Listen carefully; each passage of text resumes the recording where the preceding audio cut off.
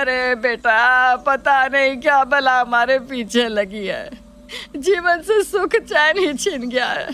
तूने तो ज्योतिष में पीएचडी कर रखी है, सारी दुनिया को उपाय बताता है, कभी अपनी चाची का भी भला कर दे। अब तो अपना पुश्तैनी मकान भी बेच दिया मैंने, अभी भी कोई फर्क नहीं बेटा। अरे चाची, अब पूरी बात मुझे विस्तार से बताओ, मुझसे जितनी मदद बन पड़ेगी मैं जरूर करूंगा। अच्छा साहिल, तुम बताओ, चाची तो बात बात पर रोने लग जाती है। क्या बताए भाई, समझ में नहीं आता, हमने किसी का क्या बिगाड़ा है? कोई हमारे घर पर टोना टोटका क्यों करेगा भला? टोना टोटका? आप ये कहना चाह रहे हो कि आपके घर पर कुछ टोना टोटका हुआ है? 2 साल पहले। श्रद्धा, सोनम, आओ बेटा, ये लो प्रसाद खा लो। मम्मी जी, कहाँ से आया है ये प्रसाद?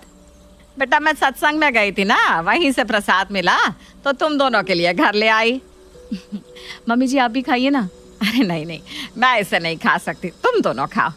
अच्छा मैं अपने कमरे में जा रही हूँ, चाय बन जाए तो मुझे आवाज लगा देना। भाभी, मम्मी जी ने प्रसाद क्यों नहीं खाया?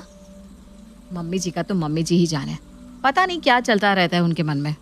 सोनम और श्रद्धा सास के लाए हुए लड्डू बड़ी श्रद्धा से खा लेती हैं। थोड़ी देर बाद, बना दी तुमने चाय? मम्मी ने कहा था ना चाय बनाकर उन्हें बुला लेना। हाँ तो आप बना देती ना, मैं तो छत पर कपड़े सुखा रही थी ना। तू कपड़े सुखा रही थी तो क्या यहाँ मैं खाली बैठी हुई थी? भाभी, आप बात बात में मुझसे लड़ने क्यों लगती हैं? अरे मैं छोटी हूँ तो आपकी हर गलत बात बर्दाश्त करती रहूंगी क्या? देख श्रद्धा, मैं कुछ बोल नहीं रही हूँ, इसका मतलब ये नहीं है कि तू मेरे सर पर सवार हो जाएगी। माँ जी ने चाय मांगी और तू जाकर चाय बनाएगी, बस बात यहीं खत्म। श्रद्धा और सोनम अभी बहस कर ही रहे थे कि इतने में पड़ोसन की चीखने की आवाज उनके कान तक पहुंच जाती है। अरे निकलो बाहर, आज मैं तुम्हें बताती हूँ कि पम्मी से पंगा लेने का मतलब क्या होता है। अरे ऐसा क्या कर दिया तुम लोगों ने जो ये पम्मी यहाँ लड़ने आ गई? हमने तो ऐसा कुछ नहीं किया मम्मी जी, पता नहीं ये पम्मी आंटी क्यों चिल्ला रही हैं। तुम लोग ही संभालो इसे, मैं तो अपने कमरे में आराम कर रही हूँ। सोनम और श्रद्धा बाहर गेट पर जाती है जहाँ पम्मी घूर घूर कर उन्हें देख रही थी। तुम लोग मेरे घर को कूड़ेदान समझते हो क्या? कभी तुम्हारा कुत्ता मेरे घर के सामने गंदगी कर जाता है तो कभी झाड़ू लगाकर सारी गंदगी मेरे घर की तरफ धकेल देती हो। तुम दोनों ने अपने आप को समझ क्या रखा है? अरे तो मैंने कहा था क्या कुत्ते से कि आपके घर के सामने जाकर हल्का हो जाए? जानवर है, जहाँ मन किया वहीं कर दिया होगा। अगर जानवर पाला है तो उसकी जिम्मेदारी भी उठाओ, वरना मैं भी जो मेरे हाथ में आएगा ना उसी से उठाकर सर फोड़ दूंगी इस कुत्ते का।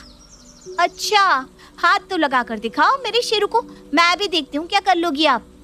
श्रद्धा और सोनम का पड़ोसन पम्मी आंटी के साथ झगड़ा चल रहा था और वो बढ़ता ही जा रहा था। धीरे धीरे वहाँ मोहल्ले के और लोग भी जमा होने लगे थे। किसी तरह पड़ोसी पम्मी, सोनम और श्रद्धा के बीच का झगड़ा शांत कराते हैं। मम्मी जी, इतना झगड़ा हुआ, पूरी कॉलोनी के लोग इकट्ठे हो गए, आपको आवाज नहीं आई क्या? आपने एक बार भी बाहर आकर झांकना जरूरी नहीं समझा? अरे जैसा करोगी वैसा ही भुगतोगी ना, मैं क्यों आकर तुम्हारी बला अपने सर लेती। कुछ देर बाद, आज तो मेरा मूड ही बहुत खराब है, पता नहीं कैसा दिन है, पूरा का पूरा दिन झगड़ों में ही बीत गया। पहले मेरा श्रद्धा के साथ झगड़ा हो गया, फिर उसके बाद पड़ोस वाली पम्मी आंटी ने आकर दिमाग खराब कर दिया। अरे तुम सुन भी रहे हो मैं क्या कह रही हूँ? जब देखो तब इस मोबाइल में घुसे रहते हो, आखिर इस मोबाइल में ऐसा क्या है जो बीवी की बात सुनना भी जरूरी नहीं लगता? अरे भाई, तुम्हारी ये रोज रोज की किटकिट सुनकर मैं बोर हो गया हूँ। अच्छा, बीवी से बात करने में बोरियत होती है तो बाहर कोई मीठी मीठी बातें करने वाली मिल गई है क्या जो मुझसे बात करने का मन नहीं करता? वो कहावत तो सुनिए ना कि आदमी गुड़ ना खिलाए लेकिन गुड़ जैसी बात तो कर दे। इनसे तो इतनी उम्मीद भी करना बेकार है कि ये बात ही सुन ले। सोनम का झगड़े का कैसेट जो एक बार प्ले हुआ तो रुकने का नाम ही नहीं ले रहा था।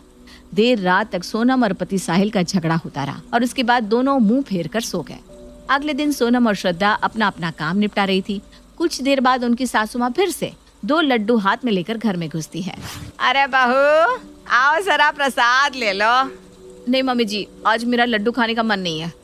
एक लड्डू आप खा लीजिए और एक लड्डू श्रद्धा के लिए रख दीजिए। ये लड्डू सिर्फ तेरे और श्रद्धा के लिए है, खा ले चुपचाप। लड्डू खाने के बाद, श्रद्धा आज से दोपहर में रोटियां मैं बनाऊंगी और रात में तुम। क्यों भाभी, अब ये क्या नया नया फरमान है आपका? तुम्हारी चालाकी ना मैं खूब समझती हूँ। दोपहर में तुम इसलिए भाग भाग कर रोटियां बनाती हो क्योंकि चावल के साथ आधी ही रोटी बनती है और रात में पूरे घर का खाना मुझ पर छोड़कर तुम सेठानी बनकर अपने कमरे में जाकर बैठ जाती हो। भाभी, ये बात सब जानते हैं कि घर में मनमानी कौन कर रहा है। अरे पता नहीं आपको समस्या क्या है, रोज किसी ना किसी नए टॉपिक पर आकर आप झगड़ने लगती हो। झगड़ा क्या होता है ना, ये अभी तुम्हें पता नहीं है। अगर मेरे ऊपर कलेशी होने का ठप्पा लगाई दिया है तो ठीक है, आज मैं क्लेश करके ही दिखा देती हूँ। इतना कहकर सोनम किचन में रखे बर्तनों को धक्का मार के नीचे गिरा देती है, जो श्रद्धा ने कुछ देर पहले ही साफ किए थे। अब तो घर में वो महाभारत शुरू हो गई कि पड़ोसियों को भी अपने कान बंद करने पड़ जाते हैं। कंचन निवास की हालत ऐसी थी कि कोई नौकरानी, स्त्री वाला भी उनके यहाँ जाकर काम करने को तैयार नहीं होता था, क्योंकि उनके साथ भी किसी न किसी की झड़प हो ही जाती थी। रात को बिस्तर पर लेटे हुए सोनम, पता नहीं आजकल इस घर में क्या हो रहा है, रोज किसी न किसी के साथ मेरा झगड़ा हो जाता है। कल तो पड़ोस वाली मिसेस शर्मा भी पूछ रही थी। मुझे ऐसा लगता है जिस दिन से मम्मी जी ने लड्डू लाकर खिलाने शुरू किए हैं तब से ये सब हो रहा है। कहीं ऐसा तो नहीं कि हम देवरानी जिठानी में फूट डालने के लिए मम्मी जी कुछ टोना टोटका करके हमें लड्डू खिला रही हैं। जब भी मम्मी जी से कहो कि आप प्रसाद खाइए ना, तो मम्मी जी हमेशा यही जवाब देती हैं, मैं ये लड्डू तुम दोनों के लिए लाई हूँ। देर रात सोनम पानी पीने के लिए उठी तो उसने देखा कि श्रद्धा दबे पांव घर के बाहर जा रही है। इतनी रात को ये कहाँ जा रही है, पीछा करके देखती हूँ। सोनम श्रद्धा के पीछे पीछे जाती है तो देखती है कि श्रद्धा चौराहे पर पुड़िया में कुछ सामान रखकर वहां से वापस अपने घर की तरफ आ जाती है। घर आकर उसने चौखट के दोनों तरफ कुछ काली राख छिड़की और माथे पर उसका तिलक लगाकर अपने कमरे में चली गई। हे भगवान, ये श्रद्धा क्या टोटका करके आई? अच्छा, तो घर में यही टोटके कर रही है क्या?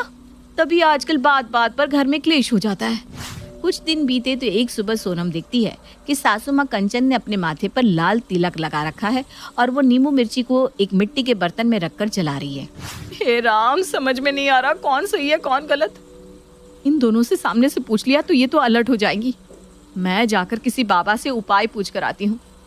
बेटा, जो बातें तूने बताई उसके बाद मैंने अपनी सिद्धियों से पता लगाया है कि तुम्हारे घर में बहुत बड़ा दोष है, जिसे प्रेत दोष कहते हैं। जब तक तुम उस घर में रहोगी, तुम्हारे घर में कभी सुख शांति नहीं रह सकती। बाबा की बात सुनकर सोनम घबराते हुए अपने घर में घुसती है। अरे बेटा, आ गई तू? देख, मैंने पूरे घर की नजर उतार दी है। भगवान ने चाहा तो अब ये दिन भर होने वाले कलेश से हमें मुक्ति मिल जाएगी। मुक्ति कैसे मिलेगी मम्मी जी? सच सच बताओ, आप क्या मिलाकर खिलाया आपने उन प्रसाद के लड्डुओं में? अरे बाउली है क्या? मैं क्यों खिलाने लगी तुझे कुछ भी? मेरा शुगर बढ़ रहा है इसलिए घर पर प्रसाद ले आती हूँ बस। तो पक्का ये श्रद्धा ही कुछ टोना टोटका कर रही है। बाबा जी ने कहा है कि अब अगर हमने ये घर नहीं छोड़ा तो हमारे घर में ऐसे ही झगड़े होते रहेंगे। घर नहीं, मैं इस श्रद्धा को ही इसके मायके छोड़ कर आऊंगी। तू चिंता मत कर, अभी खबर लेती हूँ इसकी। कंचन आवाज लगाकर श्रद्धा को बुलाती है। देख, सीधे सीधे बता दे तूने घर पर क्या टोना टोटका कराया है, नहीं तो मुझसे बुरा कोई नहीं होगा। मैं आपको टोटके करने वाली नजर आती हूँ क्या? देख श्रद्धा, मैंने खुद अपनी आंखों से देखा है तुझे चौराहे पर वो सब रखते हुए। भाभी, आप अपना इलाज कराइए, अपने दिमाग और आंखों का, दोनों का। अरे मैं तो खुद परेशान हूँ। हमारे घर में होती इन रोज रोज की झगड़ों का बच्चों पर कितना बुरा असर हो रहा है। इसलिए मेरी सहेली ने गृह शांति के लिए एक विधि बताई थी और हवन कुंड की राख दी थी, जिसे घर में छिड़कना था ताकि सब अच्छा हो जाए। बस मैं वही कर रही थी। तू सच कह रही है? अरे बिल्कुल सच कह रही हूँ भाभी। तो फिर सच में इस घर पर कोई बुरी आत्मा का साया है और हमें यह घर बदलना ही होगा। हम सब अपनी तरफ से कोशिश कर चुके हैं लेकिन कोई फायदा नहीं हो रहा। कंचन कुछ दिन तक और नजर उतारने के टोटके करती है लेकिन कोई फायदा नहीं होता। बात बात पर दोनों बहुएं कभी सास से, कभी अपने पति से, कभी पड़ोसियों से उलझ ही जाती थी, जिससे मोहल्ले में भी उनकी बहुत बदनामी हो गई थी। इसी क्लेश से तंग आकर आखिर में कंचन अपना पुराना मकान बेचकर नए घर में आ जाती है। लेकिन बाबा जी का टोटका यहाँ पर भी फेल हो गया था। अभी भी घर में होते झगड़े रुकने का नाम नहीं ले रहे थे और अब तो झगड़े इतने बढ़ गए थे कि दोनों देवरानी जिठानी एक दूसरे की सूरत तक देखने को तैयार नहीं थी। पूरी कहानी सुनने के बाद विमल जोर जोर से हंसने लगता है। अरे चाची, दरअसल आपके घर में जो भूत है ना, वो एक मकान तो क्या, आप 100 मकान भी छोड़ेंगे ना तब भी आपका पीछा नहीं छोड़ने वाला। क्या तो कोई उपाय है क्या बेटा? अरे चाची, उपाय नहीं, पहले समस्या तो सुन लीजिए।